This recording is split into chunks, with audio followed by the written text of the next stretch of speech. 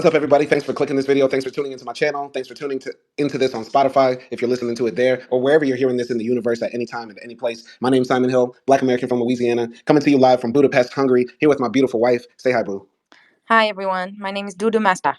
That's a joke y'all will catch later. You'll catch I'm that later. joking. I'm AKDI and I'm about to review this funny movie. Mm. All right, so we're here to discuss the 2011 French film. It's called, well, Acty can speak better French than me. Go ahead. It's called Case Départ. Case Départ? Case Depart, or in English, we can say square one, starting point, start point, however you want to break it down. And it's a movie that stars two French actors who I believe are also comedians.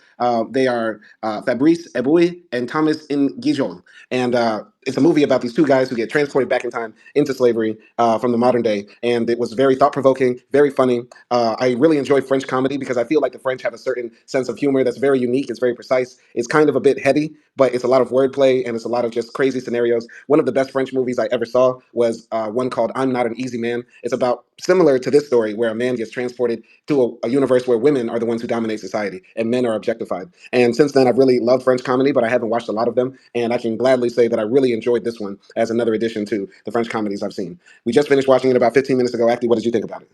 Yeah, I enjoyed it in general, and we saw I'm Not an Easy Man together. You showed it to me, and I really liked that movie as well. And I really like this one too. Like, I think French movies in general are really good, and their comedy is really good too. I like their comedy. It's a bit, dry, but also like funny in a smart way. Yeah. And also, I would say not politically correct. And it's Yeah. not, super nice. A lot of people say, oh, woke culture has taken over cinema. You can't make gay jokes, Jew jokes, black jokes, white jokes. You can do anything almost in French cinema, it seems like. And actually, the government will pay for it because the French cinema is heavily subsidized by the government, which is even crazier to think about. But hey, it flies. I wish we had the same thing in the US. Actually, let me ask you, in your country, in Turkey, does the government actually pay to help make films get made? No, I don't think so. Maybe only the ones that are shown in TRT, like maybe some documentaries or I don't know, maybe some in some like series there. But even that, I don't think so. So no. Okay, okay. Well, let's break down this movie, and hopefully, you will find a way to see it. It's hard to find. It's not on our usual website where we watch movies, which is movies2watch.to or TV. And you kind of have to dig through the Internet archives to find it. But if you can find the English version, I highly suggest you watching it for entertainment value, for like the collector's value of it. It's a rare movie to find, but you will enjoy it when you see it, in my opinion. By the way, I have to make this clear because maybe people think like we're getting paid to watch these movies or this is some sort of sponsorship deal we have. Nobody pays us and nobody watches us, nobody listens to us or whatever. So we get to kind of say whatever we want. We keep it absolutely real, trill. Like we are not holding back when we do these reviews. So if it seems like we're being extra nice with the movie, we're not. Because if we hated it, we would tell you we hate it, like we did Bottoms, like I did a lot of Gasper Noah, et cetera, et cetera. You get what I'm saying? So Yeah. don't ever feel like this is like some paid sponsorship. We'll never do paid sponsorships for movies ever, ever. You wanted to say something? Yeah, and also I just want to say like we're discussing it, we're thinking about the themes and the movies and stuff like that. So it's just like commentary. Not everything we say is true, or our ideas can change as we talk or discuss certain things in the movies. So don't take anything too seriously. Don't take it too seriously. We're just here to analyze art and also to talk about the ideas that the art is trying to communicate to us. So this movie opens in the modern day in France. There's a tall, dark-skinned black brother. His name is Joel, and Joel is like walking through the streets of Paris with like a limp and like exaggerated shoulder movements and stuff like that. And he sees some other black brothers, and he like daps them up and says, "What's up, bro? What's up?" and stuff like that. And he's walking towards through the streets, and he runs into like an older Arab gentleman who looks like he's an imam or like a very practicing Muslim. And the guy says, "Salam alaikum," and Joel says, "Salam alaikum" to him. Oh, mashallah, brother. Alhamdulillah, alhamdulillah. I'm glad to see you home. He's like, "Joel, where have you been?" And he says, "I just got out of prison." And the guy says, "For stealing an old lady's bag." And he's like, "Yeah, yeah, I did that. I did that." And he's like, "But I'm a Muslim now. Everything's changed. I'm a better person. And I'm going to go pick up my daughter and be in her life and get a job and all that stuff and pray at the mosque, all that sort of stuff." And then some flat booty French girl walks by. The girl with the flattest ass you've ever seen, as if they don't have Niache in Paris, as if they can't find some badunkadunk in Montpellier. They can't find it. So they have to get a flat booty French woman to walk by. And he says, "Damn, I'm going to hit that ass" in front of the imam. And the imam is shocked. What did you think about that first like opening scene in the feel of the movie? Yeah, I mean it starts like fun, and I kind of got the vibes that he wasn't actually a Muslim. I don't know. It felt like he was trying to like I don't know, maybe become a Muslim, but wasn't really serious about it, and he was doing it for like to impress people. Maybe I don't know. That's the vibe that I got from him. Like he was a bit of a talker and not a doer. Yeah, yeah. A lot of brothers, especially black men, when they go to prison, like there's a lot of dawa, which is like proselytization, like trying to convert people to Islam in jail. So it's very common to see a brother, come out of jail with a kufi or saying salam alaikum or knowing how to read Quran and stuff like that, because there's so much emphasis on trying to get black men in jail to convert to Islam. It's common in America, and I guess it's common in France too. And also, in France, it's different with the racial politics than it is in America, because the Arabs and black people in France are sort of like clicked up and unified. When in the U.S., it's sort of different. Like us and the Arabs are like cool when we're at the mosque, but we live totally separate lives because in the U.S., it's very segregated in where we live, and most of the Arabs live with the white folks, identify with white folks, but only interact with us at the mosque or when they're selling us liquor and like cigarettes at the corner store and shit like that. But it's interesting to see that play out on film, because for me as an American watching this, interaction between like this old Arab man and this black man, this young black man who just got out of jail, it would be totally different in the U.S. in my opinion. Okay, so that did that feel like weird to you? Hmm. That's what. Okay. Yeah, that's what I'm saying. A Okay. bit Okay. different. So the next scene is that we're introduced to the other major character in the story, and his name is Regis or Reggie. I don't know how to say it. Brigitte. Reggie. Reggie. Reggie is a light-skinned brother who's obviously like mixed or half white or something like that, and he lives a totally different life. He's wearing a suit. He works in some government office, and he's sitting behind the desk, not listening, not caring, not smiling at this older black woman who's sitting in front of him, who is complaining that her husband went back to Cameroon and she doesn't have any money to take care of her kids or herself, and she's about to get evicted. And Reggie is a government official who is like, yeah, okay, okay. And then a white man walks in, and then Regis starts smiling, grinning, bucking his eyes.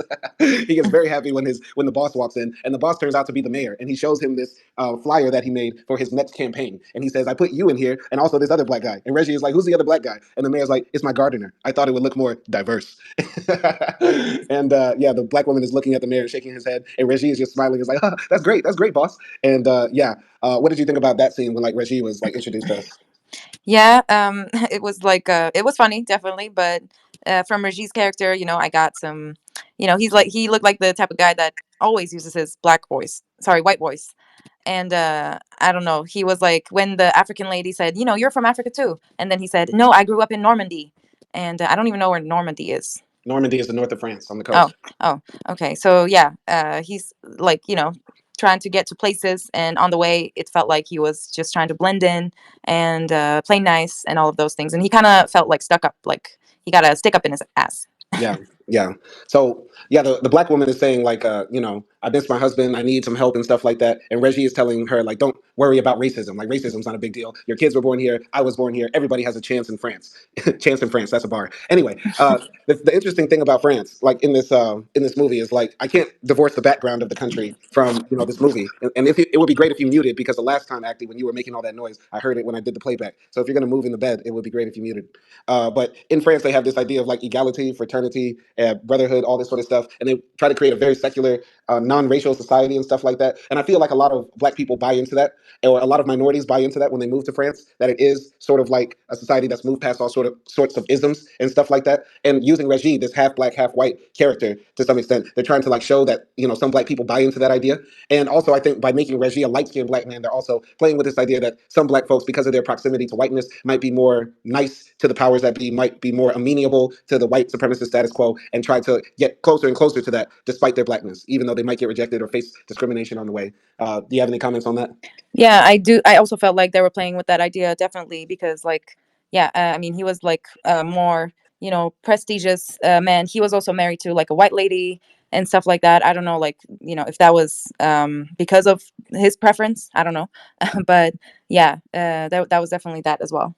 Yeah, yeah, definitely. So moving on in the story, Joel, the tall, dark skinned brother, he's on the bus, and the police ask him for like his ticket, and he doesn't have it. So then they ask him for 40 euros, and he calls them racist and get away from me. You're only doing this because I'm black. And the police are like all flustered, like, oh, we're not racist. Da, da, da. And then he turns. Joel is with his daughter, and he asks, "Do you have 40 euros for me?" And she's like, "No." And then he asks another little white girl that's sitting next to his daughter, "Do you have 40 euros?" And she's like, "She only has lunch money." And the police are like, "Sir, you have to give us the money." And he's like, get away from me, pigs! Get away from me, you racist bastards!" And then the other black people on the bus are like, "Hey, you're making a discredit to our race. You're embarrassing us as a people. I'm black too. You need to stop doing that." And some tall black man stands up in front of Joel and is like, "What you gonna do?" And Joel is like, "Oh, okay, never mind." And then he runs out of the bus when the door is open and calls him a coconut, which means like he's brown on the outside but white on the inside and stuff like that. What did you have any Ah, comments on that scene? okay. I didn't know that like coconut thing. Okay. Anyway, yeah. I mean, it's just low to ask kids for money for something like that. So that was just bad. But also, what kid has 40 euros for lunch money? That's a lot of money.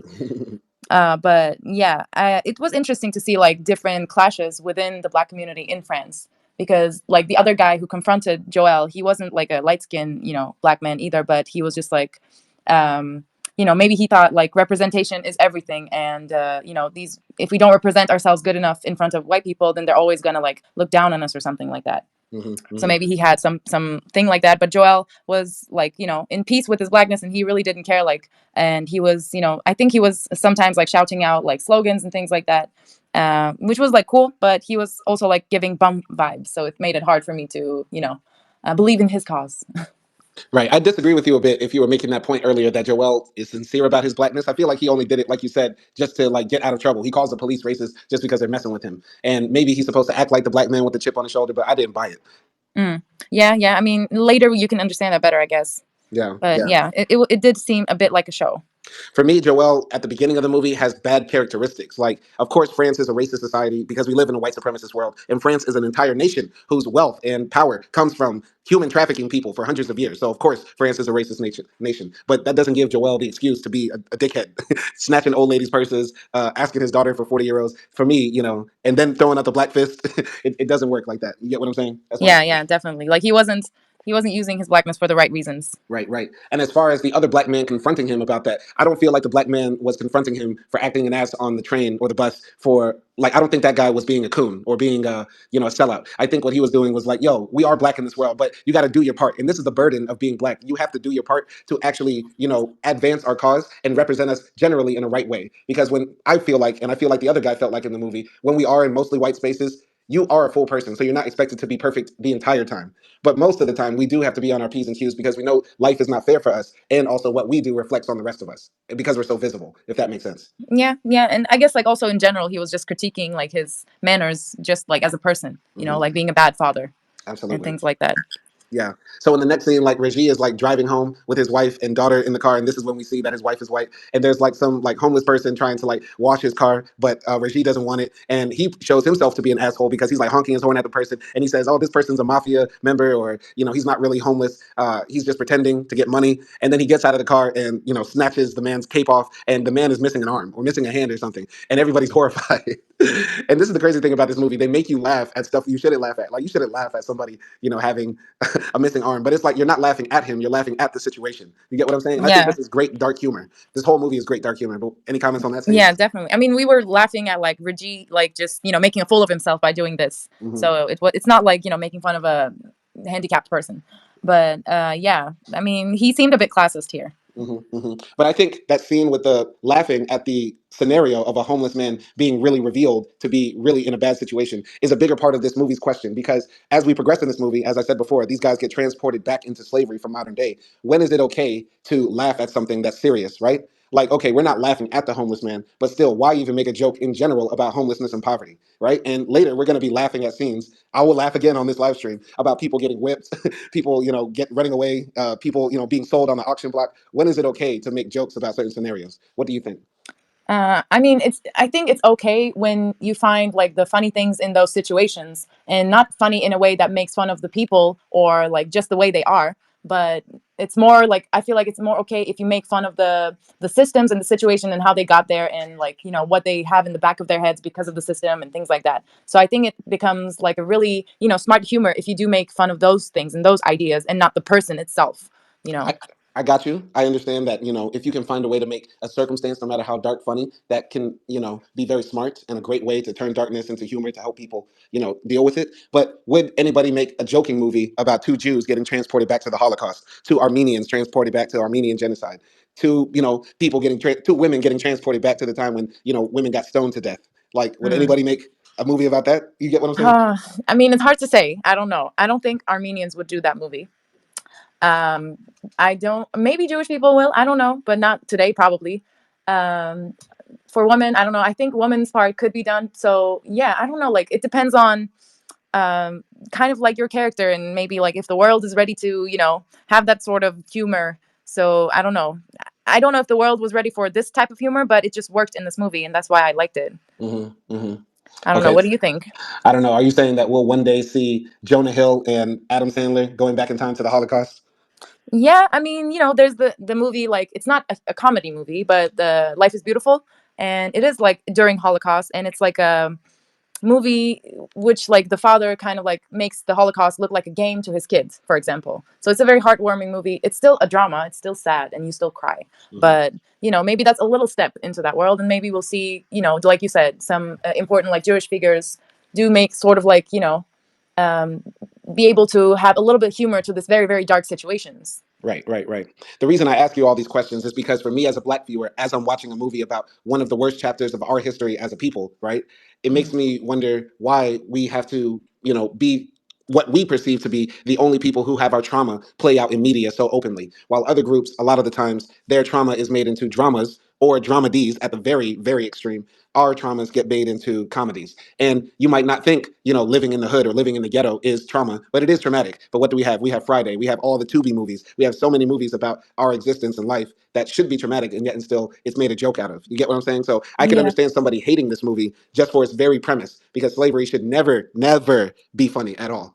Of course. But I do also think, like, just coming from a little bit of psychology as well, and also how, like, yes, slavery has ended, but racism is still, like, in this world. So it's been such a long time that, like, Black people have been putting up with all this bullshit that humor is a type of resilience, it's a type of coping mechanism. So maybe that's why, but I can understand, like just like you said, if someone looks at this movie and doesn't really find it funny because Mhm. of the historical context. Right, right. And by the way, just to clarify something, from what I understand, racism is still alive and slavery is still alive. There are countries and places in the world where people are literally enslaved. And by some measures, some people say that there are more people enslaved today than there were people when, transcontinental human trafficking actually happened. There are places where you might not classify it as slavery because people are paid pennies on the dollar for Mhm. 18 hours of work. How is that not slavery, right? Or there are places such as Mauritania in Africa, by the way, where Arabs, mostly light-skinned Arabs, what they classify as light skinned Arabs, because if you saw them, you would say that nigga's black. But these people in Mauritania still keep many black people enslaved. And it's sort of like the way their society has to function to a certain caste level to some degree. You get what I'm saying? Mm. But just to clarify that, slavery is not over and anti blackness and racism is not over. But my opinion about making a comedy out of slavery, I do think it's important. One of the things I've always wished they made in movies was a comedy about, not about slavery, but during slavery, meaning that millions of people live their entire lives in bondage, and it's impossible for a person, no matter how bad their situation is, to never laugh, to never have fun, to never be entertained. So I would like to see one day like a coming of age comedy or dramedy of a young boy or young girl growing up and living their entire life in slavery and seeing their ups and downs, joys and pains and stuff like that. So that's my opinion on it. But of course, we most of the time we need to make really hardcore dramas about slavery to educate people. But it's okay if you want to do it in a comedy every now and then. That's my opinion. Yeah. I mean, I think also like this movie included, uh, even if you make a slavery movie and even if it's a comedy, then it should be a comedy that still would make you think. And I feel Mhm. like also in this movie, there were parts where, it was still sort of like hard to watch or just like, you feel just bad because of the circumstances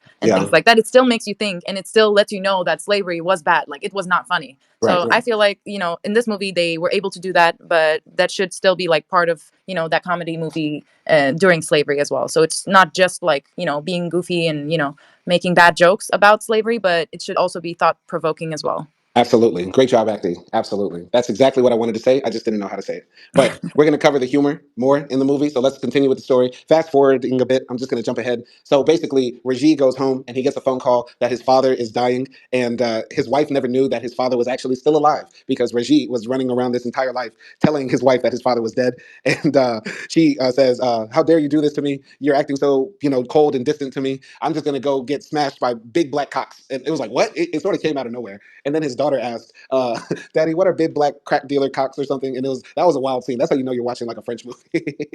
and then Yeah.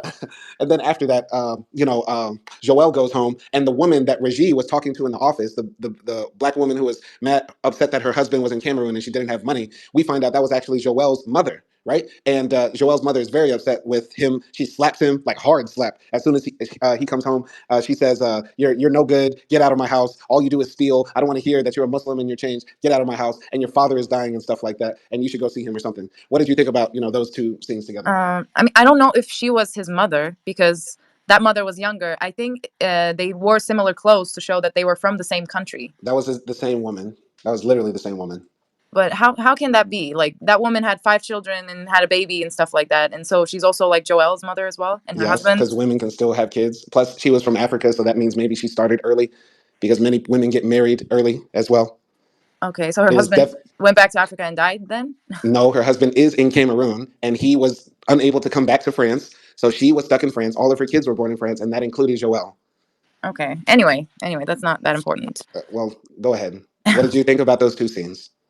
I mean, I don't know, like Reggie and his father, like there's some, um, resentment there, and he obviously like doesn't want to embrace like that part of him or his father because he was never there, which is like kind of relatable to me. So like, yeah. And but he was acting like a really like classist, sort of like a snob. So I get like his wife, but that comment was crazy though. Um, and with Joel, like, yeah, I don't know, like it was a normal scene, I guess. I don't have a lot to say about it. All right, all right. But yeah, there's really not that much to say about it. But it's I was wondering where the movie was going, like how these two characters were going to intersect. And then as soon as the father came up, I was like, oh, I get it now. They're like maybe long lost brothers or something, and they're going to reconnect through this man. Because I was like, these two guys don't seem to have anything in common at all. So Reggie goes to the West Indies.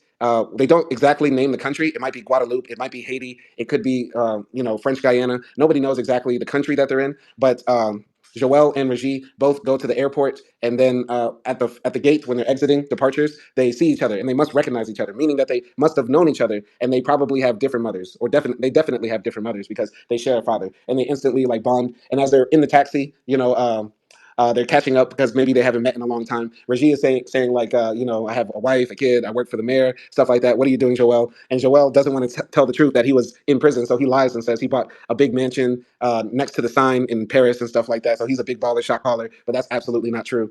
And yeah, what did you think about it when the first characters met? Yeah, and when they first met, I thought they were like old friends or something. I didn't get that they were brothers, but then I later got it like in the taxi and later on. And like during that whole conversation in taxi, I felt a little bad for Joelle because you would feel bad if you're like if you just got out of prison and your brother like just bought a house. So I just felt bad for him. Yeah, yeah. This is a good time to remind everybody when we watch these movies, Acty is like asleep. I'm not So asleep. she's like in and out of activity. But yeah, they didn't.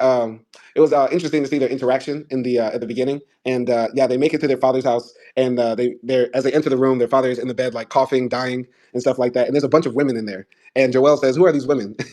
And the man that guided them in says, "Those are your half sisters." And Joelle's like, "Oh, oh, okay, okay." And we get the impression that he wanted to smash or holler, but that would be off limits as well. And the guy says, "Oh, your father traveled a lot," so that lets us know why Reggie is light skinned and Joelle is like dark skinned because they have different mothers of different backgrounds and stuff like that.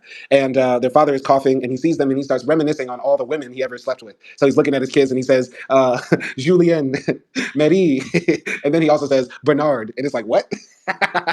That was one of the best jokes. That was one of the best jokes in the movie. And he calls Reggie and Joelle to him, and he says, "My two sons, I want to give you something before I die," and they don't know what it is. And then his father screams out the name of one more woman, and then passes away. And then the guy gives them this paper called a freedom paper, and he says, "This is your father's freedom paper. He got it from his grandfather, who got it from his grandfather, and now he's passing it down to his two sons." And yeah, what did you think of that? I mean, this guy, their father, was like the ultimate passport bro, and that was crazy. Like he even smashed a dude in between all of those ladies. He's wild. But yeah, that dying scene was like funny. And then later on with the certificate, I thought like it was an interesting like thing because yeah, I was thinking like, okay, where's this movie going? Because obviously Joelle and Reggie was expecting for like a fortune, and since they went into like a kind of like a big house with a big yard and things like that, I was like, okay, maybe their father is rich and he's gonna give some money, and maybe they're gonna fight about it or something. I don't know. I didn't understand. But then when that like paper came, I was like, okay, interesting. But yeah, what did you think? Yeah, when they got the the freedom papers, I was like, wow, that's like a really cool relic, and it made me automatically think like, why isn't that something that's like passed down from generation to generation? It feels like if you were able to get those documents, it would be like something that you would want to keep in your house, framed, laminated up on the wall. But those relics aren't passed down. So much of our history is lost, and the way they acted after they get the paper, and Joel and Reggie basically bond by tearing up the paper. They start throwing it in the air and stuff like that. And there's this old black woman there who's their aunt smoking a pipe, and she is so disgusted and disapproving of them that she starts blowing smoke on them. And this magic smoke makes Joel and Reggie transport into a field. And when they're in the field, they wake up laying on top of each other. And they see two black men like running through the field, running, running, running. And Joel is like, when I see two black men running, I start running too. And Reggie doesn't know what's going on because he's light skinned. He's Drake. And Joel's running away. And Reggie sees these two white guys on horseback. One guy's on horseback, the other guy's holding the gun. And Reggie says, "Those two black guys, they went that way." And they knock him in the head with the gun. And they capture Reggie and Joel. into like the slave den or like the slave cage at the back of a cart and stuff like that. So yeah, what do you think of that? I mean, that lady, the old witch lady, I like her. Hmm. But yeah, when they woke up in the field, I was like, okay, like this is not going to be good, but it might be funny. Let's see where this is going. And yeah, like I like the fact that the beginning of the movie didn't drag out like to be anything long, and they kind of like cut to the chase and get to the juicy part, which was good. Yeah. Yeah, there's not like a whole lot of character development in this movie. Like there's like the one or two scenes before where you get to know that they're sort of like assholes who are flawed, but maybe there's some good in them, and then the story just goes. Like in the first 20 minutes, the movie begins. You get what I'm saying?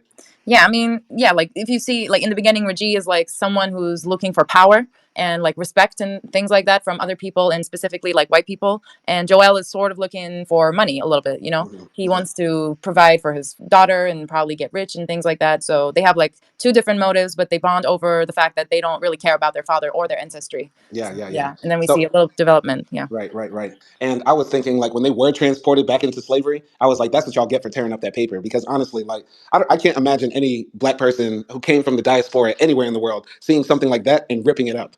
Like, all right, maybe the most we'll do is like tear off a little piece and like smoke a little weed with it, like use it as rolling paper. Because at least we can say, yeah, we got the we got the white man's freedom paper. Now we smoking big kush. But after that, you keep that thing in like a in a glass case.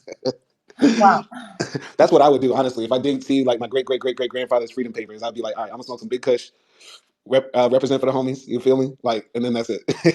I mean, that is crazy because even for myself, if I got something like a paper that was important or that was representing my family history, I would like, keep it definitely and keep it safe and things like that. So Yeah. I don't know. I do value like anything that comes from, older generations. Yeah, definitely. And I think, what the brilliance of this movie is that it reminds us of like the brutality our ancestors went through and how quickly it can all be taken away, like all the freedoms we have now. And like, I hate to make this political, but there's a lot of people now talking about we shouldn't vote, who cares about the system, like we shouldn't be involved in all of that. But there should be a movie like where people are taken back to a time where we couldn't read, we couldn't vote, we couldn't marry who we wanted to marry, we couldn't travel, we couldn't have passports, we couldn't buy homes. Like, snap your fingers and imagine you're in a world like that, and then talk all that shit about how this world doesn't matter and you don't care what happens. You get what I'm saying? So I that's all I have to say about that. But basically, they take these two guys and they take them to the auction block. And they're up there on the podium wearing all these, wearing like their tidy whities. By the way, the French wear the worst underwear. Like, is it illegal to wear boxer briefs in France? I've never seen a French man take off his pants. Pause. I'm not. I haven't seen a lot of French men take off their drawers, but I feel like in France, every man wears like briefs, little tidy whities. You get what I'm saying? Yeah, I feel like that too. Not that I, seen a lot of French men take off their pants, but yeah, I feel like that too from all the movies that we watched. I don't Yeah, know why. Maybe that's yeah, just man. like the trend. Yeah, like in America, like if a guy gets naked in a movie or takes off his pants in a movie, he's wearing like boxers or at least boxer briefs. And I don't have any tidy whities. I can't even fit tidy whities. I'm carrying too much junk in my trunk. Ain't that right, acting? Wow, that's absolutely right. And in Turkish movies, you don't even see the boxers. It's only pants. Only pants, right? Anyway, so yeah, they're on the auction block wearing tidy whities. Meanwhile, the other Africans are like wearing like loincloths and stuff like that. And this is one part I didn't like about the movie. So they make this joke that all the other slaves get sold. The real Africans get sold in front of before the these new black people and stuff like that. And I really hate when that joke is made because number one, if you think about it, the justification for selling our people and that we were the best slaves to have is that we were big, strong bucks who were taken from Africa, and every motherfucker that was put on this boat was like ripped, shredded, big muscles, all this sort of shit, 7 foot tall, big dick slinging motherfuckers, right? But that's absolutely not the case. Like if you saw the average slave that they put on the boat who didn't eat for months, who they kept at the bottom of a ship, who probably was infested with all sorts of diseases and stuff like that. The people that white people were buying were literally dead people who were still walking, right? Like we've all seen the pictures of people who just came out of the concentration camps where you can see every bone in their rib cage and stuff like that. That's what the slaves looked like. And those were the people that white people were buying. So like, I hate when they make this comparison or this joke that, oh, black people back then were stronger than black people now or something like that. Because it's absolutely not true because you're playing into that same sort of belief that the white supremacists had that we were, big, strong animals. Like you're calling us animals or beasts by saying that sort of stuff. You get what I'm saying? And the second thing is that generally people now are healthier than people back then. You get what I'm saying? Like the average life expectancy back in like 1772 was like 26 years old, right? Like most people, even my fat ass now, are like healthier than people back then. You get what I'm saying? Does that Yeah. make sense? Yeah, I mean, at first when I saw them like, being sold, I thought they would be the first ones to go, honestly. And then I was kind of surprised that they were not chosen because just like you said, I thought, okay, like they're from today, so they're probably like healthier. Raji got some fat on his bones and things like that. So, yeah, but I do understand like your first point, but it's always most of the time it's depicted like that. Like it was like that in Amistad. It was like that in Will Smith's movie Emancipation. Like Will Smith is a muscular man. Hmm. So I was like, I don't know, that's just like maybe the Hollywood effect or something like that that they do like on slavery movies, but I just feel like that's always the case. And I like know that it's also like not true, because how can it be true when you're so malnourished and then you're going to have six packs? Right, You right, know. exactly. It, Yeah, it so yeah, it doesn't make sense, but yeah, that was weird for me as well. right. I don't mean to get triggered by the movie, and I'm not going to be like some snowflake because there's many things in this movie that you can be triggered about because there's a lot of homophobia in this movie, a lot of sexism, and even a lot of what's it called, incest in this movie that's coming up later. But yeah, I really just want to put that out there, my opinion on that, because we should not repeat that lie. Like the black people in the past were stronger, better than the black people we have now. Like we're the same people, okay? Like we're the same people now as we were then. We're strong survivors. We're normal human beings. That's just what I want to put out there, as anybody's going to watch this movie or listen to this review. But eventually, Reggie and Joel, they get sold together, like a buy one get one free package, which is funny. That's funny. That's funny. I feel like Joel was the get free part Joel was a because he get was free. kind of skinny. He was. Okay, so yeah, they get sold like two for one. They get sold to like some white man, and then they get brought back to the plantation and stuff like that. And then they get their names changed. They get their names changed to Gerard and what was the name? Gaspar. Gaspar. Yes, yeah, Gaspar. And what was the other one? Gerard. Okay, let's just say Gerard. I feel like that's not the name, but either way, we might just call them Joel and Reggie the rest of the movie because let's not call them their slave names. Yeah, let's not do that. That's not because we don't remember the names, but just because, we don't want to succumb to white supremacy. Absolutely, wink, wink, wink, wink. Yeah, we totally remember their slave names, guys. We totally do. We just don't want to do that. Exactly. Anyway, so they make it to the plantation. They get new names, and there's a difference in the white people they interact with. So there's the aristocratic man who bought them, but then they have the slave driver, which is like some broke, hillbilly, dusted, disgusted looking mother effer, right? And he comes up to Joel and says, "You think you're bad with your big cock?" And he keeps on making this joke. Like there is a lot of big dick jokes in this movie, right? And it's very weird. And there was never any resolution to it. By the way, spoiler ahead for this review, but there was never like any sort of like justification for it. Like this guy kept on making like big dick comments like randomly throughout the movie, and I feel like there's a reason for that. But I really want to hear what you think about that comment there, but also throughout the rest of the movie. I think like obviously that guy was in the closet and he was lusting after like black dick. But yeah, like I think it was kind of smart. I'm gonna say, because there is like the phenomenon of like white people, or in general like white men being jealous and intimidated by black men's sexuality and things like that. So, and then like just using that, creating myths, oh, like BBC and stuff like that. So I think it was definitely a hint to that from what I like perceived. So I thought it was smart. And also like, this guy always says it, and then like Joel and Reggie like looks at him like, what is he talking about? Like he's so weird. And but then there's also another scene where like a white lady says it, and all the men are silent in the Mm. room, and they're like, not saying anything, and it's weird. And once again, I feel like they're, intimidated, or they're just like losing their own self-confidence and things like that. So I just thought it was, I don't know, it was like smart. But what did you think? I think that the movie talked about the subconscious a lot of white folks, especially at this time, but also now. But I have to ask you this question, and I've never asked you this question before. And I'm going to ask you if I've asked you this question before. So be honest. Be honest. Okay. In the back of white people's minds or non-black people's minds, when y'all meet black people or think of black people, is one of the first things that comes to your mind black dick? Not for me, but I don't know if you're asking for all of white people. I can't answer that. Oh, come on, actor. Well, number one, have I asked you this question before? No, I don't think so. No, I don't. I can guarantee you not, because this is not how we talk. We're only talking about this because it's in the movie. Like Okay. 9 times out of 10, we're not talking about black dick, guys. We're talking Yes. about my dick, which just so happens to be black.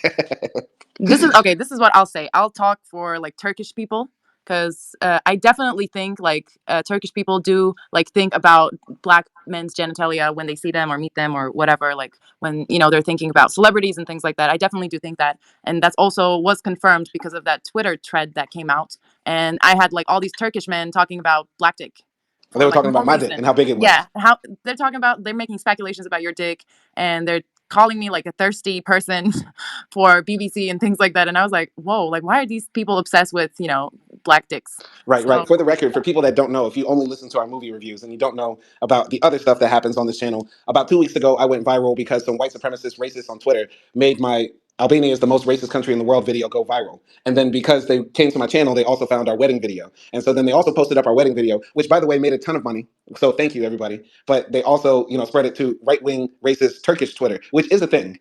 I'm telling you guys, there are Turkish Nazis, believe it or not. And so they were dragging my wife's name through the mud and attacking us, but everybody got blocked, and we don't even think about it or talk about it, and it has not affected our lives at all. But tell us, if anything, like about that. Yeah, I mean, just like you said, thank you for all the money that you made for us.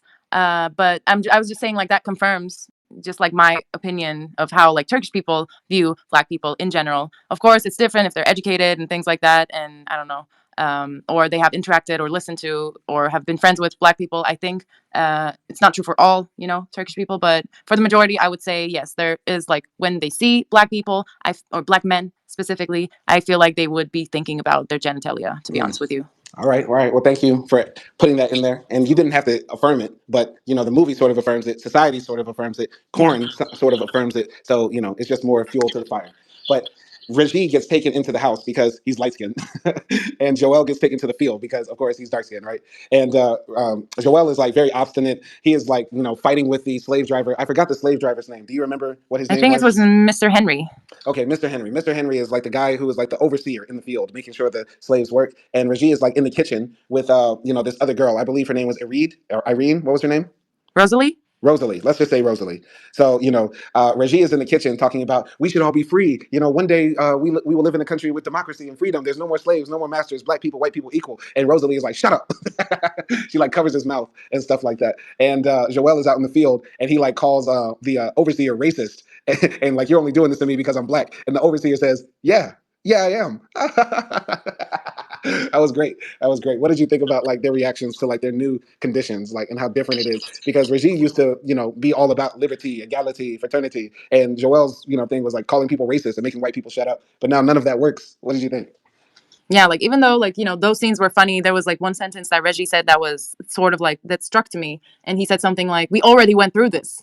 Mm, And that was just like, oh damn, like he must be feeling like insanely depressed right now because hmm that's crazy. hmm And with Joel's interaction, it made me think of like certain terminologies has been created to fight white supremacy. So I was just thinking about that because the word racism wasn't a thing back then, Right. because people thought there was nothing wrong with being racist or slavery or whatever. Right, right. They thought it was normal, right? Yeah. Like he thought calling the white man a racist would literally stop him in his tracks. Because right now, I'm gonna be honest, if Black folks get really mad, one of our first things is to drop racist on a white person, because it does work a little bit. Because white people get like whoa, whoa, whoa, whoa, whoa, they get really defensive. So sometimes, but you can't just drop it if like they messed up your McDonald's order. You got to drop it like when it's really needed. And 9 times out of 10, when Black people do drop it, it is needed and it is important. But there might be that one time you might drop it just to like give yourself like an extra 5 minutes to think. Wow. As you hear about, Katie's brother's cousin married a Black dude, as she's explaining away her racism, it gives you 5 minutes to like strategize. You silly. I'm sorry. I'm sorry. What I'll did be you think about the whole first interactions in the plantation? number one. I thought whoever played, Reggie's like other house slave, she was fine. Rosalie. Rosalie, bad, baddie with a fatty. Okay, great. If I wasn't married, I'm sorry. This is the I'm worst. This is. leaving the live. I'm sorry. I'm sorry, actor. I'm sorry. I'm sorry. I apologize. I Well, apologize. just because you said it, the other guy that was working in the fields, Isidore, he's a zaddy now, and he Okay, was a stop. zaddy back then He too. wasn't a zaddy. You're just saying that to spite me. No, he is, and I'll send you a picture from WhatsApp now. Are you talking about Doodoo Master? No, not Dudu Master. All right, Isidore, Rosalie's like supposedly, husband. let's explain who Doodoo Master is, by the way, because I don't know if we'll even touch that. Okay, go ahead. But Doodoo Master is another character in the story. He's not a character. He's the name of the actor who's also a rapper, and his rap name is Doodoo Master. But his real name is like Mahmoud something else, right? He has a Muslim background. He's from Africa, and we saw that on Wikipedia, and we were like laughing about it for like a good 1 second. So, but Acti Zaddy, I'm gonna say is Doodoo Master. No, his name is Eric Abonnet. Okay, all right, all right, all right. So we're even. We're even. Good. Anyway, moving forward, Regie is like, in the house while all the rich white folks who live in the mansion are like sitting down, eating dinner, having like their sophisticated time. And their sophisticated time is basically like making anti-Black jokes. All they do is just talk about how Black people are stupid, how they're lazy, how in Africa they were swinging from trees from their dicks and stuff like that. and, Joel is out in the field, and he is just being as obstinate as he can to Mr. Henry. And while he's out in the field, he sees another slave, like what he thinks the other slave is doing is filleting another man, but he's actually eating sugarcane. And actually, Joel was able to keep his hands on his cell phone. So he has like a Motorola flip phone from like 2011, and he snaps a picture of all things to capture during slavery. He captures two men what he thinks is a homosexual act. Uh, but meanwhile, Reggie is in the big house listening to white folks be hella racist. What did you think about that scene? Yeah, once again, like Reggie's interactions in the house was just sort of like, that making you think type of humor. Because he had to hear those things and not say anything, and he knows like his normal life. In his normal life, people can not you know say those things, at least even if they think like that, out of respect. So he was just like, his situation felt just like bad, and Joel, I thought he was just like, being silly, and just, I don't know, he was just like surviving and also like being silly, and he was maybe thinking, I'll get out of this situation or something. Hmm. But Reggie, I felt like he took it more to heart a little bit. I don't know. Right, right, right. Yeah, because I think he ended up spilling like wine on one of the old white ladies, and he was like trying to help her, and she said, "Get away from me, nigga." I can't say the N word because YouTube is racist. Anytime I say the N word, we get our channel demonetized, of course. But yeah, he was kind of taking it to heart, and he was like, constantly trying to remind white folks, like, you're better than this, guys. You don't have to do this. We're all supposed to be brothers and stuff like that. And it was so annoying throughout the movie when Reggie constantly tried to, even no matter how bad it got, he was always trying to remind white people that we can be brothers and stuff. So yeah, Yeah, I mean, it's hard to change old habits, right? once you start cooning, it's hard to stop. But he did change, so let's not give hope. A little bit. He became like Huey P. Newton at the end. He became like Malcolm X at the end of the movie. Yeah. But tell us what happens next in the story. What happens? I forgot. Do you remember? Well, I would say that Joel and Reggie are in like the slave house, and Joel just says, "You know what? I'm not going to do this." After one day, he says, "I'm going to escape," and he tries to run away. And as he's running away, I believe he gets caught very instantly, very quickly. Is that right? I think like, yeah, like they both try to run away, Together and yeah, at the together, first but they time. at the first time, but they don't get far because they see like someone in the bushes with like a white face paint Ah, you're and right. another black guy, and then they get scared and they come back, and yeah, Yeah, that's like that's their right. first failed attempt. Right, right. He sees a brother who's like wearing, white African face paint, but he's also a bit different, And so he's like, oh, they get very scared and they run back to the slave house. So then begins the second day of them being on the plantation and stuff like that. Do you remember what happens next? I think Joel gets in trouble. I don't remember exactly what he does. And yeah, then like he gets whipped for it. Hmm. That's what I remember. And yeah, I don't remember what happens between, because they spend some time in the plantation and a lot of things happen there. Okay, right. Once again, another reminder, guys. When we watch these movies, Acti is asleep. We just be watching it, and then we just Okay, Simon, we just have to tear me be. down. I'm Thanks. not tearing you down, but but I believe what happened in that scene is that Joel and Mr. Henry have like a fight in the sugarcane fields, and one of the other slaves says like, "Okay, no, don't listen to him. He's a bad Negro. Don't try to fight him." And Mr. Henry like kicks. What's his name? Joel, like in the balls or something, and he falls down to the ground. And then he smells the earth, and he tries to like run away once again for freedom, but then he hits his head on the wooden boards. So then, yeah, then he gets whipped in front of everybody, and that was one of the scenes. Do you remember that? Yeah, yeah, and there was the scene with the pastor also. Okay, but we're on the that scene. We're on the scene where he gets whipped. What did you think about the whipping scene? I mean, yeah, like whipping is definitely not fun or funny, but they did sort of make it not that bad. So there was still like some humor in there, but once again, like it showed also like it made you think as well, like, getting whipped for like unjust things and silly, stupid stuff. So yeah, and also maybe like it made Joel realize a little bit of his privilege as a when he compares himself to his ancestors a little bit. A little bit. I mean, when I saw the whipping scene, it definitely reminded me of Roots, one of the most iconic TV shows, movies of all time. And in that scene, there's a character called Kunta Kinte who gets whipped because he refuses to say the name Toby, and he tries to cling on to his African name. And as they're whipping him, he says Kunta Kinte and stuff like that. And but they whip him until eventually he says Toby, right? And the other slaves are like, trying to convince him, say Toby, right? And so that scene is reminding me of that. But then it also reminded me of this movie's French origins because as he's getting whipped, he says "Égalité, whip." Fraternité, whip. And then he says the French word for motherfucker. And then he gets whipped again. And then Reggie comes up to him and says, fraternité, fraternité. And Joel tells him, like, shut the fuck up or something like that. And I thought that was funny because, he turned that French slogan on its head.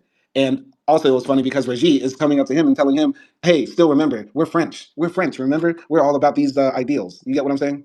Yeah, yeah, it's like yeah.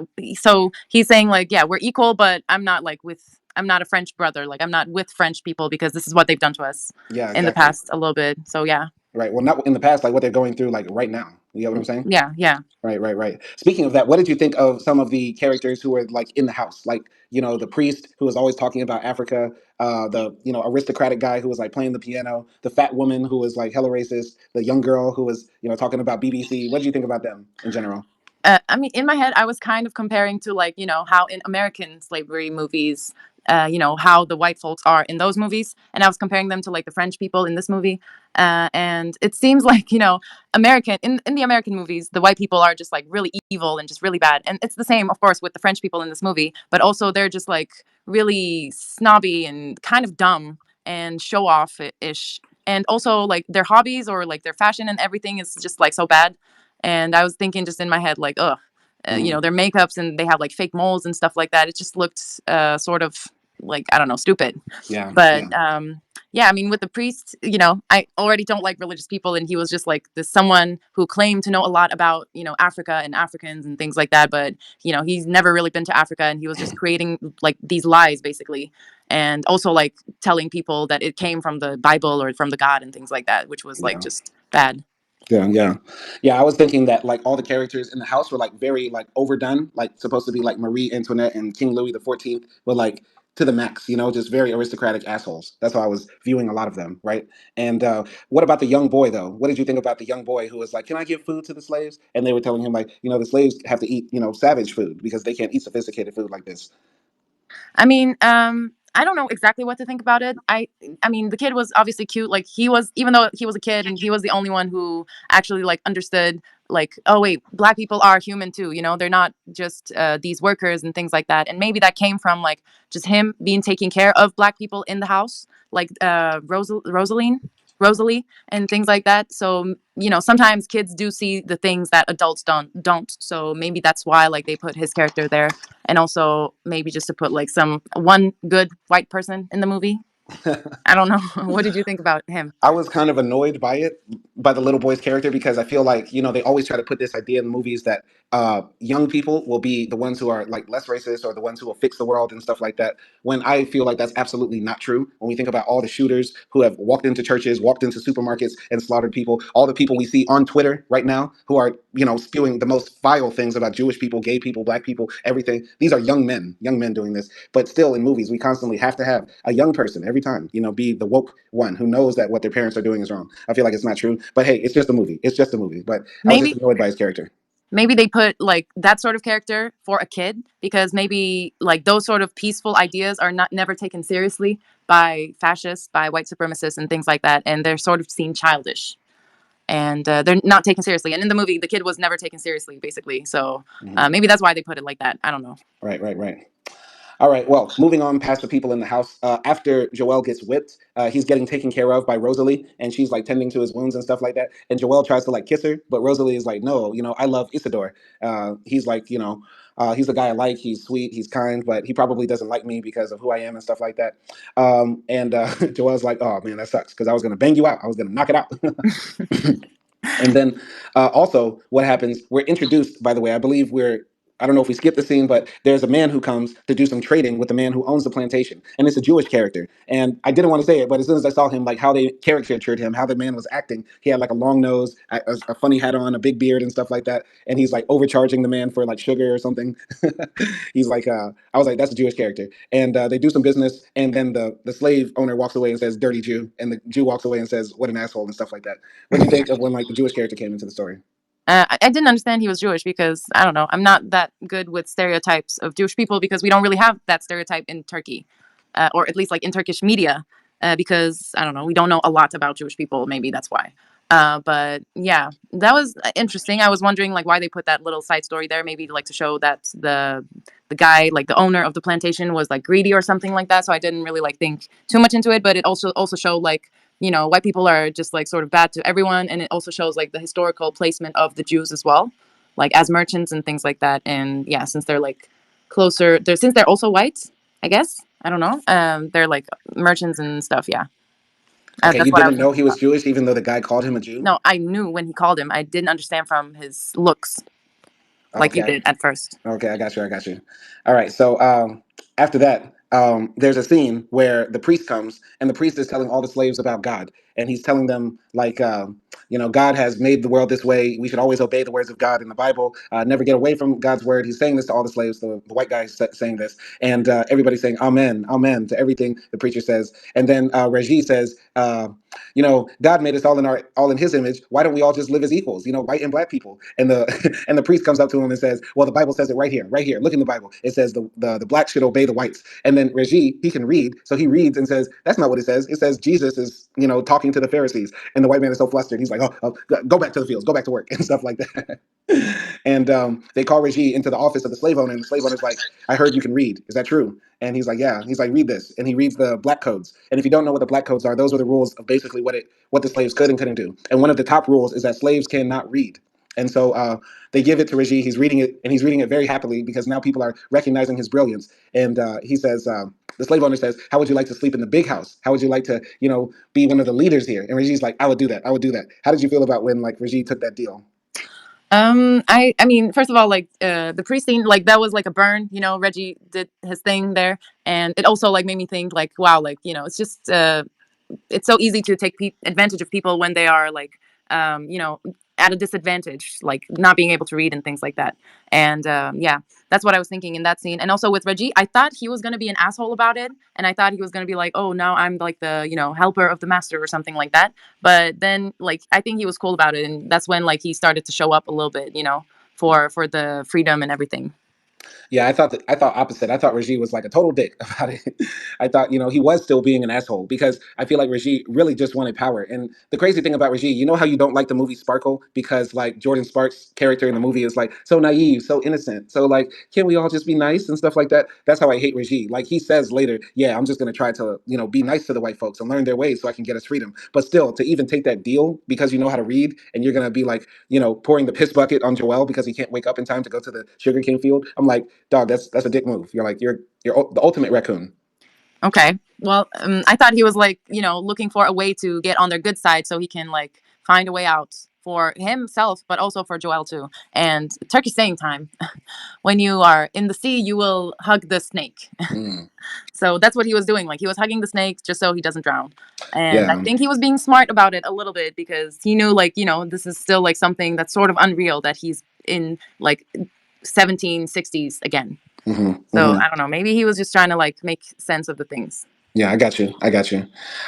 So, by the way, we didn't cover this in the movie, but throughout the scenes, at different parts, like when Joelle is getting whipped or like when they're running away, the aunt who blew the smoke that brought them back in the past is like laughing in the corner. Like she's seeing Joelle getting whipped and she's like smiling and grinning. She's seeing them run away from like slave catchers and she's like laughing behind the tree and stuff like that. How did you feel about that? Because I was like, oh, this broad, she's so wicked. That's wicked, wicked.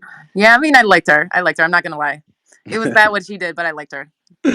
Loki, I did like her too because once again, if you would rip up freedom papers, you deserve whatever happens to you. Honestly. Okay, whoa, whoa, No, not for that real, bad, for real. but No, for real. No, ripping up freedom papers is big time offense. That's offensive. You know how Muslims get all pissy when people like burn a Quran? That's how I feel about like our people. okay, okay. Yeah. But what happens next? What happens next? Okay, yeah. So Raji is like now the commander of the slaves in the plantation, and he wakes up like Joel with by pouring like a piss bucket out of his head, and then Joel is like, "So like you're one of them right now? Like what is happening?" And then Raji goes like, No, I'm just trying to like get to their good part so we can get out of here." And then later that day, when like the white folks are having like dinner or something like that, Raji comes into the room and he says like, I came to report today, and today was good, da da da da. And he stays in the room, and white folks start talking, and they're talking about like how he's reading and stuff. And then I guess like someone says, "Oh, like you can play the piano too." And then he starts playing piano, and he also starts singing a song. And then they get angry with him, and he also gets whipped as well at the end because he played the piano basically. Hold on, wait, wait, wait. I think they whipped him because number one, he was showing off he was too smart, and the song he was playing was very interesting. He said, "Under the sun, we all turn the same color. Yeah, Under the yeah, sun, we all look the same," right? yeah. And once again, it's Regis' naivete that he can make these people who are slave owners realize that people are all the same. He finds this still a possible thing, and I think this is one of the deeper subtexts of the movie that I think a lot of people might miss. The big question of the movie is: have these people actually changed, and is it possible for people to change from their views actually? Right? Like that's how I'm viewing this movie because Regis finds it impossible to change from this idea that all humans can one day get along. He's bought into the total French idea that we can all have liberty, egalite, fraternite, right? And white folks like generally pick and choose when to do that in history, like they're doing right now in Gaza. Like right now in Gaza, human rights don't matter, civil rights don't matter, basic human decency doesn't matter. Just because it's convenient right now, right? About 200 years ago, because that's how recently slavery ended. They would say, you know what, human rights and all this stuff that doesn't really matter, right? Because a certain subset of people aren't even human. You get what I'm saying? And Rajit still thinks he can appeal to like the basic human instinct of what he thinks a superior people are. You get what I'm saying? Yeah. I don't know if people actually changed, honestly, because with today's like cancel culture and everything, I do think like most people are, just playing respectability politics, and at least they're trying to be like respectful and stuff. But I don't know, like, if actually in their heads and in their minds, if their thinking changed, honestly, because like from our travels and things like that, sadly we have seen like a lot of things, a lot of stuff happen to you, and as a black person, and that was just like sad to see. So I don't know. Sometimes it feels dark, and sometimes it feels there's a light at the end of the tunnel. What do you think?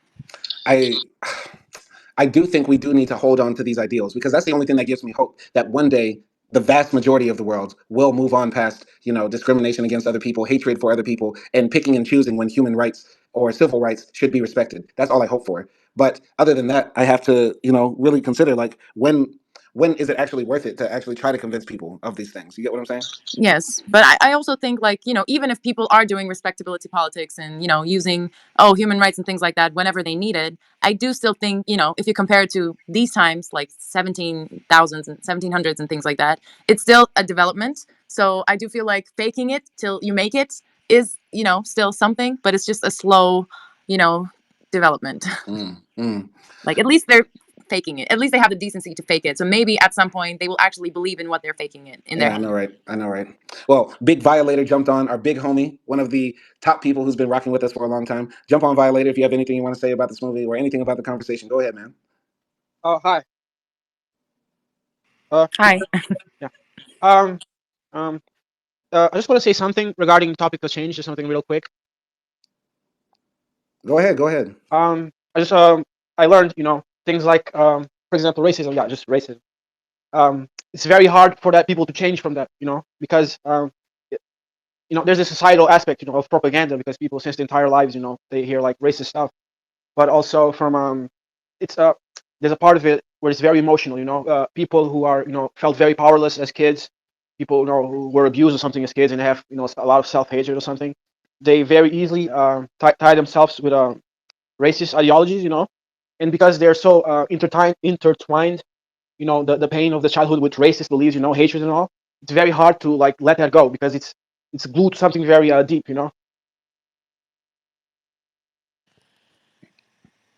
Okay, I think that's an interesting idea. Like, yeah. Also, like you said, Violator, like the media always, imposes these ideas on our heads. Even if, you believe that racism is bad, even if you don't have racist ideas, media has the power to create certain stereotypes about like black people and things like that. So yeah, I think also with if we're hoping for a big change, also media really has to change its stance as well. And I guess that's only possible by having more like just views and perspectives and people who are in the media industry. Yeah, that's that's why I think it's very important, important stuff like diversity and like in art, because it teaches it shows evolution, it shows a moral and a evolution of how we perceive ourselves in others, how that's why there's such a backlash against these things, because there's a challenge to identity, I think. Yeah, yeah, no, yeah, exactly. And also a lot of like people who do adopt like very harsh like racist ideas and things like that, they are usually lost and they trying to be like part of a group and things like that, and they get Exactly, sucked into that exactly. wormhole. But everybody also should hold themselves responsible for what they put in their systems as well. So yeah, Yeah, I don't know. What do you think, Simon? I wanted to ask Violator. I think you said you're from Portugal, right? yeah, yes.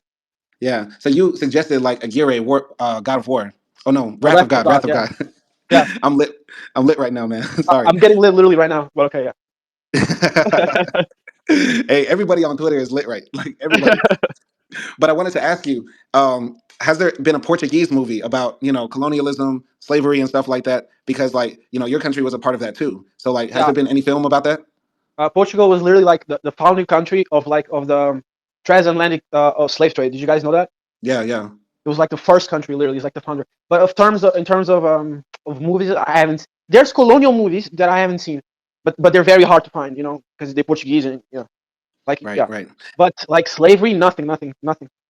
Interesting, interesting. And another thing I wanted to ask you, because there's a character in this movie that we're talking about. He really believes in these ideas that France has about, the society can be, equal for everybody. He really believes in this, even when he is in slavery. So, like, I wanted to ask you, in your country, do they have like that same idea about, everybody's equal under the law, or everybody's, Uh, the same, egalite, fraternity, stuff like that? that's a very cool and interesting question. Europe. Um, d- you must be familiar, right, with how Europeans like racists online they talk about how they're more civilized or something, like in history or something, Yeah, yeah, and definitely. yeah, and that's because stuff like language, stuff like writing, roads, and all of that was how do I say forced? No, not forced. It was imposed on them by other stronger, more advanced technological civilizations in Europe. The first one was like Rome, and Mm, Rome, quote unquote, civilized Europe. mm, So like Portuguese is basically today Latin. And the French, they invaded Europe. They invaded Spain and they invaded Portugal. mm. And just like the Romans, those ideals, they spread throughout, and they're alive here in Portugal from then to now. Because it's conquest here in Europe. So a lot of stuff is very similar. Okay, okay. Obrigado, obrigado. Yeah, you're welcome. De nada. I said, I have to leave now, but thank you guys for having me here. yeah, no problem, man. Come on anytime and send some more movie requests and movie reviews, like movie suggestions. Okay, I'll send one right now in the comment section. All right, cool, man. Thanks. Thank you. Bye. Thank you. Bye. Bye. All right, where were we in the Okay. story? So in the story, after Reggie gets whipped, Which was hilarious, by the way. And I felt bad laughing at it. By the way, I felt bad laughing at like all the whips, all the bad stuff in the story, yeah. everything like that. But it was funny. It was absolutely funny. Go ahead. Yeah, they were able to like put humor in it a little bit. But yeah, so basically after that, the Jewish guy comes again to the house, and Reggie and Joel basically hide behind the carriage of the Jewish guy, and they run away. And the little white boy sees them like running away and getting into the cart, but when Mr. Henry asks him, "Oh, did you see like Joel and Reggie?" He says, "No, I didn't see them." So now we kind of know like he's like an ally. I don't know. And yeah, so they basically run away with the Jewish guy, and then the Jewish guy comes to his own house, and he's like, "Get out, guys! I know you're there because you were snoring all the way to here." And yeah, Reggie's like, "Please don't take us back." And then the Jewish guy is like nice to them. He takes them into his house, and then this scene was kind of funny because they get while they're eating and stuff like that, they get into this argument like who suffered more, Jewish people or black people. And yeah, like Reggie and Joel are like, black people suffer more because slavery is absolutely like the worst thing that you can go through. But you had Adolf Hitler and things like that, but you don't know about that right now. So it was just like funny, and the Jewish guy was like, "Who's Adolf? And what does he look like?" and things like that. And they're just like trying to describe it. That was just like a hilarious debate that they were having. But yeah, then later the slave hunters come and they run away from the Jewish guy's house. But what did you think of that interaction? Oh man, I love that scene. I love that scene because they made that classic debate so funny. And I don't think I've ever seen that in a movie. That's such like a typical debate people have online or sometimes in person whenever black people and Jewish people sit down and we get really drunk. But it was so good because I feel like Jewish people have been through a lot. But at that point in time, and Reggie brought this up, right? Like at that point in time, slavery was worse than what Jewish people had gone through, right? And then Jewish people love to talk about the slavery they went through. And I thought Joel was going to say, "No, that was us." I thought he was gonna pull like the Kanye Hebrew card, like, "No, we're the black Jews," and I thought the movie was gonna go there, but it didn't go there. It didn't go there. But if you think about it, all right, the Jews got one up on us now because of the Holocaust. You get what I'm saying? Like the Holocaust is bad. Like let's keep it real. Like us as black folks have been going through a Holocaust, for like 400 years, 500 years. But the Holocaust is like, it's a big deal. It's a big deal. Of course, it's a big deal, but it's kind of like it doesn't make sense to like compete your sufferings. It's the thing is you should all come together and fuck up the white supremacists. That should be the main goal. Absolutely, 1,000%. Like, yeah, the oppression Olympics thing, like comparing who had it worse, it doesn't matter. Like, they got slaughtered, we got slaughtered. We have to, be on the same team, like you said. Yeah, but it was definitely like a fun dialogue that they had there. Yeah, absolutely, absolutely. Shout out to Thomas Anderson for jumping in too. We have people coming in and out. Send us. I think you sent a few movie requests, and those are definitely on the list. We have Ferrari coming up next, and then AKDI is going to take over for a while, and then we're going to jump to your movie requests. But send them all because they will definitely get watched over time. But we're talking about this movie, Case Apart, French movie about these two comedians that go back in time and they're put in slavery. And yeah, it's just a crazy story. So then after they leave the Jewish man's house, they're like running away. from the slave catchers who are outside the Jewish man's door. And I'm glad they didn't make the Jewish man sell them out. I really thought the movie was going to go to a place where they were going to make like the Jewish man sell them out for like 50 coins of silver, but that didn't happen. And as they're running through the forest, they're trying to escape from the slave catchers, and then they make it to the shore and they see a boat and they start running away like on the boat. And as they're rowing away, they're like taunting the slave catchers, like, "Ha ha, you can't catch us, you can't catch us," and stuff like that. And then a slave boat comes and picks them up. And That they're was brought on just the slave yeah. boat. They're brought on the slave boat, and they're put in the gallows of the boat. And as they're walking through the boat, the slaves don't know any French, so they're yelling at them like in African and stuff like that. And then one slave can speak French, and they tell Joel, they're calling him White Devil because he's half black, half white, and so he, is white in our eyes, like the white people who captured us and stuff like that. And Regis asks the French guy who can speak, the French guy who's the slave. He says, "How do I say I'm with you?" And he yells, "I'm with you," to all the slaves. And and Joel says, "White devil" to him. What do you think of that scene? Yeah, I think that was like interesting, the way that they brought up sort of colorism and being mixed and things like that, because I do also think like that's part of Reggie's, problem a little bit, because yeah, maybe he felt like in his modern day life, he felt like he had to choose a side, and then he was sort of pushed away because he chose like, working with white people and things like that. Or maybe he never really fit in with, because of where he studied, like he studied in Normandy and things like that. So, he was circumstantially he had to choose like to be along with white people or something, maybe, I don't know. And now he wanted to switch teams a little bit and he didn't get accepted, so that was a bit of a karma. But I did feel bad for him. What did you think? Yeah, I thought it was interesting. Like, in a lot of movies, they don't show the slaves like having like racial resentment towards white people. Like in Amistad, you never heard them say white devil or anything like that. It was just like, take us back to Africa or let us be free. But there's never that part of the story where black people are mad at white people, right? Not that, how can I say this? And this might come across as like, coonish or whatever, but not that we should have hatred towards white people, because we shouldn't hate white people. But if there ever was a time to hate white people, it is when you are enslaved, right? And everybody who is enslaving you is white. That's like the only time it's okay. You get what I'm saying? And once again, I'm not saying it's okay to hate white people. It's not okay to hate anybody. But I thought that was really cool to have like the slaves in that time, have that sort of language or have that sort of thinking, because that's never shown. And I think a lot of the times in American movies, it's not shown. It's because white folks are making the movies. And the last thing they want to do is have black folks repeating white devil that they heard in the movie. You get what I'm saying? Yeah, of course. I mean, it's a very natural response when you're in that position, you're a slave, and you want to hate your capturers. So, of course, like probably in real life, they had like all sorts of things that they said about white people, white devil, whatever, like the evils, and I don't know. But that's probably the reality of it, because that's like the natural response to give in that situation. So, yeah, I understand what you said. Okay. By the way, we got some comments. I just now see the comments. I don't know why they just came up. Violator says, "Always rolling one while I listen to these reviews." That's hilarious.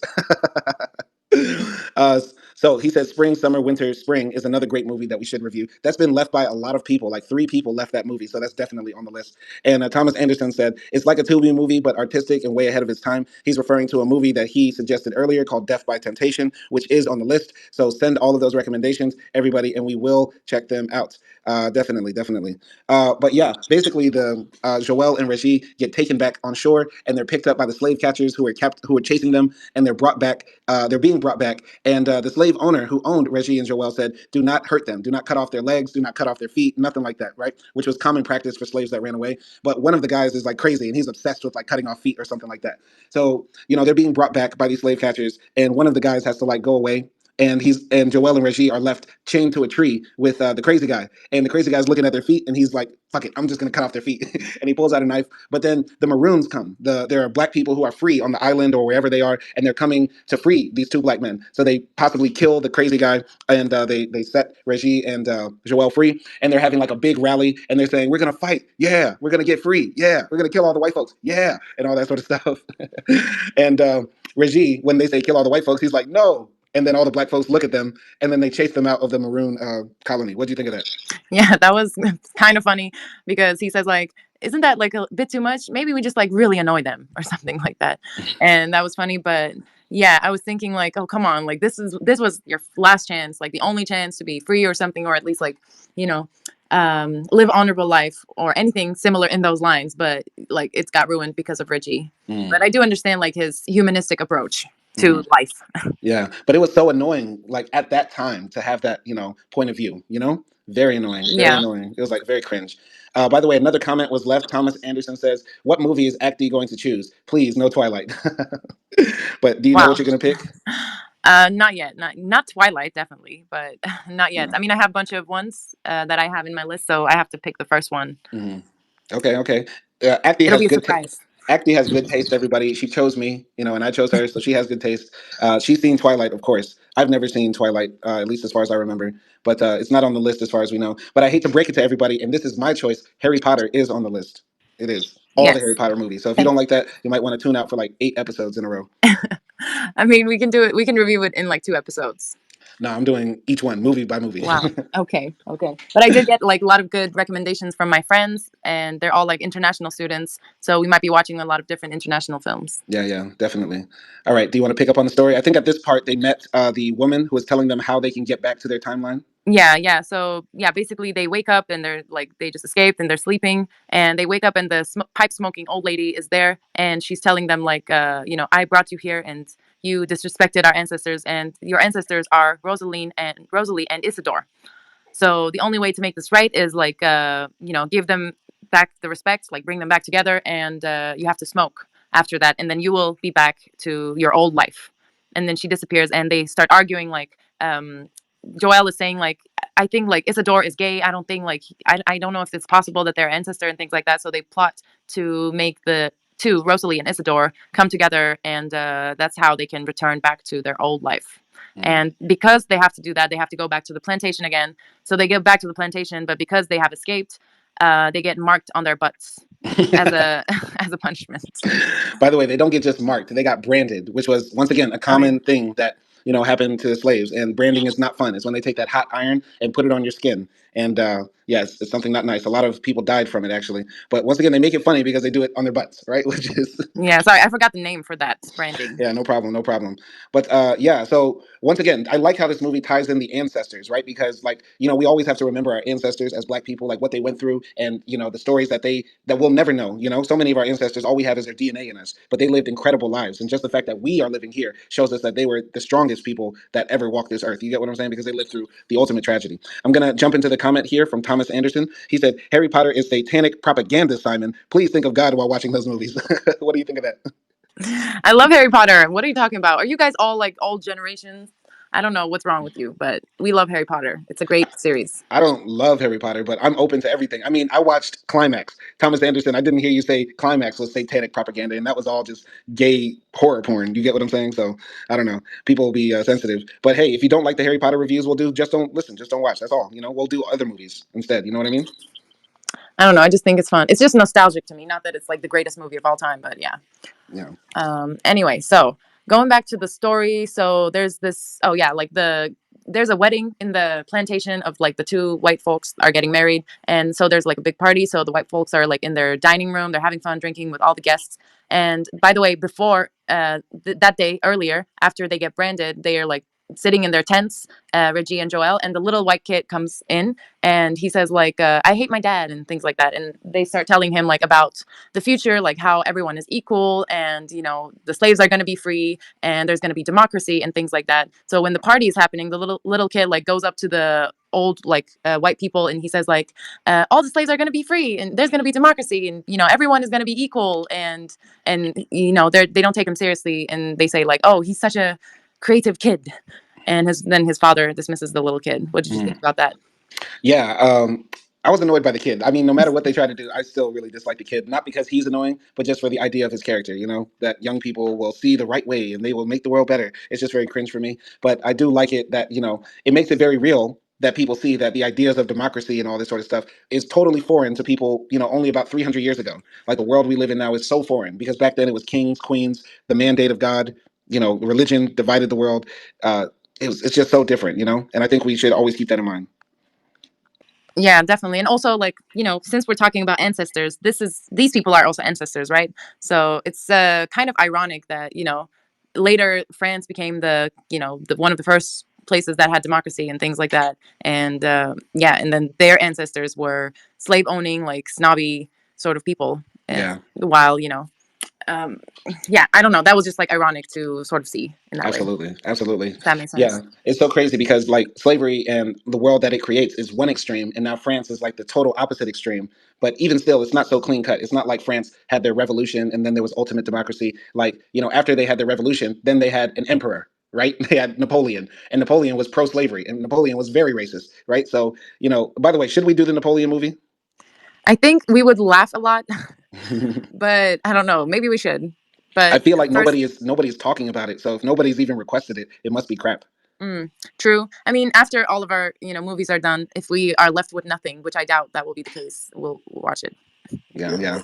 But another comment came in from Thomas Anderson. He says, "Have you seen Lord of the Rings movies?" No, I did not. I did read all of the books though: The Hobbit, Twin Towers, Fellowship of the Ring, all of them. I really read all of them, and yeah, I never saw any of the movies. Did you actually? Yeah, I did. I saw all of them, but I only saw it like one time, and I liked it, but I'm not like the biggest fan. It's So, okay. yeah, Thomas Anderson then said that Climax was satanic. LGBTQ movies promote Satanism. Whoa, I don't know Thomas. where this is coming from. Yeah, as a Muslim, I do believe in Satan and in evil, but I don't think films in general promote Satanism. I think films promote ideas that are meant to be thought about. They're meant to be entertaining. I mean, if you really want to worship Satan, a movie is not going to make you worship Satan or follow satanic patterns. But you want to jump on that? Yeah, I don't know if Thomas, if you're being homophobic, but yeah, LGBTQ people are just people who have different sexual orientations, which is fine, and I don't think they're satanic. But I don't think their movies also always promote Satanism. Rarely ever, only in Gaspar Noé movies. Yep, I told you he's a fash. I told you. I'm not confessing anything. I told you he's fash. But one more comment from Tom Anderson before we finish up this movie review. He says Napoleon movie should have been aborted. So yeah, definitely, I guess it was trash. Yeah, I guess. Anyway, You want to yeah. continue So in the story? yeah, so while this party's happening inside the house, outside the house, the slaves are having their own parties. They're drinking like rum, and they grill like one of the dogs because of Reggie and Joel, because they're trying to create like this sort of party environment so that Rosalie and Isidore can hook up. But they end up getting like just really drunk, and Joel starts making out with Rosalie, which is gross because now he knows that she's like her great great great great great grandmother or something. And but yeah, like Regis takes over and they try to make Rosalie and Isidore have sex, but they're both like drunk and passed out. So that was like there's like this kind of gross scene where it's like four of them and two like Rosalie and Isidore is passed out and they're trying to like just grab their genitals and put them together so that they could have ancestors basically. But yeah, and then they wake up and they start having sex like just normally. And Reggie and Joel are like, yeah, like we're gonna get to go back, but before we go back, we have to do something else. So they go inside of the house and they start like making fun of all the white people. They're like, "This is for your like nose comment. This is for your monkey comment." And they, Joel like kisses the blind girl, and the blind girl is like, "Oh, that was so passionate." And the mom says like, "That was a black person," and of course she doesn't say it that nicely. But yeah, like they basically are like just getting revenge on white people. They're making fun of them, and then the Mr. Henry comes with a gun and he's like, "That's enough. Like, you're both are gonna die." And then they try to smoke because that's what the old lady said. If they smoke, they would go back, but it doesn't work. And the house owner, the master, says like, "You guys are gonna get hung in the morning," and they're just like disappointed. But what did you think about that? So, two things I want to say about the scene where Joel and Reggie are like making their ancestors have sex. I feel like, that scene was meant to talk about slave breeding, which was another part of slavery. And I feel like this movie covers so many parts of our torture. But the thing I wish, I don't know, because there's been one movie that talks about slave breeding, Goodbye, Uncle Tom. But yeah, I feel like that disgusting part of slavery, making, black people do it, is just very uncomfortable, because that's something like is just so dark. You know what I mean? And like how Joel has to like grab his own great great grandfather's dick and like jerk it off to try to put it into his grandmother. It's just very uncomfortable for me. That's instantly what I thought about for that. Yeah, it was kind of unnecessary, but I do like I didn't see the breeding part honestly, but now that you mention it, it makes sense. And yeah, that was a bit uncomfortable and weird to be honest, but they did try to like make it, funny, but it was just weird. Yeah. Once again, like the French have no PC culture when it comes to film. So for all the people who say, "Oh, films are too woke," you literally see, two men have incestuous sex with their own great grandparents. So how less woke can you get from that? They're literally asleep. It's Yeah, I was hoping for like a love connection, honestly, because earlier in the movie, Rosalie says, "I kind of like Isidore," but then Joelle like flirts with Rosalie, and it changes Rosalie's mind. and now like she's going for Joel instead of Isidore. So he kind of like blocks the whole love story thing, and I Yeah, was sort of annoyed at that. it's very Marty McFly, Back to the Future. If you've ever seen Back to the Future, that's one of Yeah, the things that happens. yeah. So another Anyway, thing, yeah, another thing I want to say about when they walk into the house. Before they walk into the house, there's this scene where Mr. Henry, he's sort of like in between worlds because he's a white man who spends most of his time with black people. The rich white people sort of look at him as less than. Like anytime he walks into the room, the white folks say, "Oh, it smells like Negro," and stuff like that. And as he's hanging out with the white folks at this party, he's like in the corner, and nobody's hanging out with him. And he gets drunk and comes outside, sees like Reggie, and says, "Size doesn't matter. Size doesn't matter," showing that he doesn't feel comfortable around black people either because he has penis envy and stuff like that. And when Joel and Reggie walk into the house, Henry is actually not stopping them from like walking into the house to commit the crime because they obviously have machetes, they obviously have weapons, and he is like, you know what, do it. That's how I felt a little bit. Like Henry was going to tell them, do it. What did you think?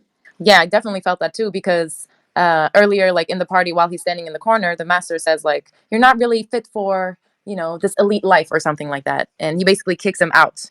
And so yeah, for a second there, Mr. Henry kind of like understands the sufferings of black people and Mm-hmm. racism a little bit there. Being discriminated because of how you look. I Mm-hmm. guess a little Mm-hmm. bit. I think Mm-hmm. he makes a connection with them a little bit there, and he was he's just like, I'll let them do it for like a couple of minutes. Mm-hmm. Mm-hmm. Yeah, that's how I felt. Like he was like, let them go. You know what? Let them have it. Because I think maybe deep down, poor white folks like Mr. Henry probably want, black folks to have their power or have the, get back or revenge that is rightly due for them. But, he's held back from doing that or letting that happen because he's worried that people like him will suffer too. Because Mr. Henry's enemy is the rich people that make him work for whatever pennies a day, and also the people that oppress the slaves as well. So he's like, do it, do it. But that's how I feel like a lot of white supremacists have in their minds. Like they admire and love black people, but at the same time they're like, mad that we don't do what they want us to do or what they think we should do. You get what I'm saying? That's how I feel about Mr. Henry. Yeah, yeah, definitely. I So agree. I agree. yeah. So he like runs into the house and puts a gun in their face, and the slave master's like, "You guys will be dead by the morning. They're gonna hang them and stuff like that." So Reggie and Joel are like in jail, and they're like, crying and stuff like that. And Joel is saying like, this is all your fault or something like that. And Reggie is like, "I'm sick of you saying all these jokes. Black people do this, white people do that. You don't know what it was like for me. I was the only black kid in my Normandy high school. They called me Snow White. They called me Lily Pad. They called me blank sheet of paper. All the all the clever French jokes. Very clever French jokes." And so then they hug and embrace because now they finally know each other. And Joel says, "You know what? When I was in prison, I got frisky with my cellmate and stuff like that," showing like maybe Joel is like secretly gay, but he doesn't want to admit it and stuff like that. And speaking of gay, by the way, Thomas Anderson just left a quote. He said, "LGBTQ movies will make you worship Baphomet, meaning Satan, and Diddy." That's funny. Baphomet and Diddy. Wow. Anyway, what did you think of that scene or Thomas Anderson's comment? Anything? I mean, I don't know. Like, I thought like the prison part was maybe a bit unnecessary, but I guess they did it to make it funny. Mm-hmm. But sexuality is fluid, so it's possible that maybe Joel might have tried something like that, and he was also in prison, and he said no penetration happened. We just like did hand stuff or something like that. But yeah, that was like I don't know. It was like a nice scene, I guess. Yeah. It wasn't like that deep, but it's kind of showed like where what was Reggie's like sort of mind at before, and Yeah. why it was like that. I felt like it was deep because throughout the movie, there's a lot of homophobic jokes, mostly made by Joel. But I think that's Joel not being able to reconcile what he went through in jail as a black man who was probably straight, but because he was living in a system where he couldn't express love, he ended up expressing love towards a man, and maybe that's why he was making all these gay jokes and taking pictures of other slaves who were possibly like doing blowjobs on each other and stuff like that. That's what I think made him. So I do think it was deep, honestly. Okay, that's a good point. Yeah. Anyway, we'll wrap this up very quickly. To make a long story short and a short story very long, basically, Joel and Reggie are about to get hanged. But then the little boy, who's the son of the slave master, runs away. Joel and Reggie go to save him after Isidore knocks out Mr. Henry, who was about to kill them. They save the boy by jumping in the river. And because they save the boy, the slave master says, "My son wanted one request to set you free, so I'm going to do it." But then Reggie says, "Don't set me free, set Isidore free instead." And Joel is like, "Okay, I guess you'll stay." No, but Reggie decides to stay and work and cut the sugarcane, and also Joel decides to stay and cut the sugarcane too because he gives up his freedom so his great great grandfather Isidore and Rosalie can be together, and they get the freedom papers. And as they go off, Mr. Henry comes up to them, Reggie and Joel, and says, "You boys get back to work," and blows the pipe smoke in their face. And now they're brought back to the real world and stuff like that. They go back to France. Reggie is like now super black. He tells the mayor, you will respect me, and he shows him his bare ass where he got marked. And Joel comes back and he's like working on the job as a minimum wage construction worker, and he gets his paycheck from his Chinese employer, and he calls him a racial slur. And the movie ends with Joel and Reggie like sitting on the couch in Reggie's big mansion. They're laughing and joking, and Joel's daughter and Reggie's daughter say, "Daddies, we just found this paper. We accidentally ripped it." And the two guys run to the paper and say, "No!" And that's the end of the movie because it could highlight that they could go back in time. So, what did you think about the end or any of those other scenes? What did you think? I liked the ending. I thought it was like cool, and like when they went back into the real life, I thought like, wow, like how can you like it must have such an impact of like going through that, like going back in time accidentally and going through slavery, and then you come back and then you have to like work with white people. You have to come back to your like minimum wage job and things like that. And I was like they probably just changed a lot. That's what I was thinking about, and I was glad that Reggie was sort of like standing up for himself. I wish they did like make something better for Joel, but I don't know. I guess that's just like his character a little bit. Not taking things too seriously. But yeah, I like the ending. Yeah, I know some people might be upset that Joel, went through slavery, but then ends up being a little bit racist at the end of the movie. But I think we have to remember that going through tragedy just doesn't make you a better person, or even sometimes it doesn't even make you empathize with other people. It just makes you go through tragedy. There's nothing inherently moral or life teaching about going through that, right? And I think that was important to show, even though it might be hard to see it on a black man, that people barely learn from the past. People rarely, if ever, learn from the past, and we just have to just hope that people will just get better, honestly, and that things will change in our society.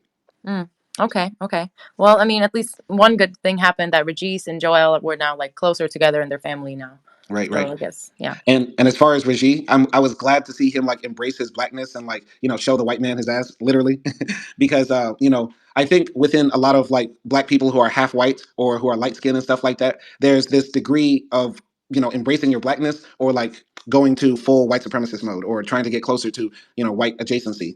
And so, some of my heroes, some of the most radical black people, have been light skinned or half black, right? And it was good to see Reggie turn into like Huey P. Newton or Malcolm X at the end because that was always in him. But because he felt so defeated by the world around him, being swallowed by a sea of whiteness, maybe he didn't know how to express it. But going through what he went through showed him that change. So I think Reggie is honestly like the most changed person in the story, and I think people like that who are invested in our modern societies, thinking democracy can save us, capitalism can save us, respectability politics can save us, have to be reminded of what we went through and that the fight still goes on, so you can continue to be radical. You get what I'm saying? And be on your p's and q's. Yeah, yeah, you can definitely see that in both of their lives that they were like sort of reminded, obviously, like what their ancestors went through. So they were like taking no shit from anybody. Yeah, yeah, absolutely, absolutely. But overall, I really like this movie. I do think it would be a good movie for people to watch if they're looking for a comedy. If they're looking for a movie about this time that's not a drama.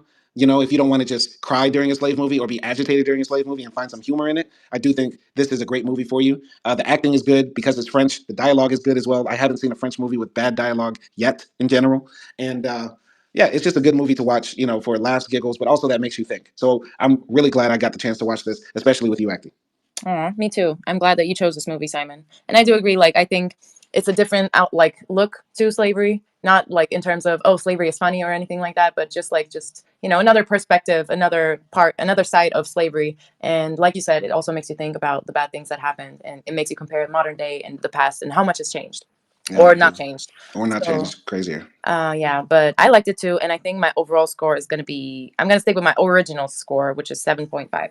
Yeah, I'm gonna give it an 8. I'm gonna give it an 8. It's a solid movie, very solid. Would watch it again, honestly, maybe just one more time, just for laughs and giggles. But definitely would recommend anybody to check it out. And yeah, thank you to everybody who jumped into the chat. Thomas Anderson, of course, Violator as well. Spring, summer, winter, spring is coming up. Ferrari is coming up.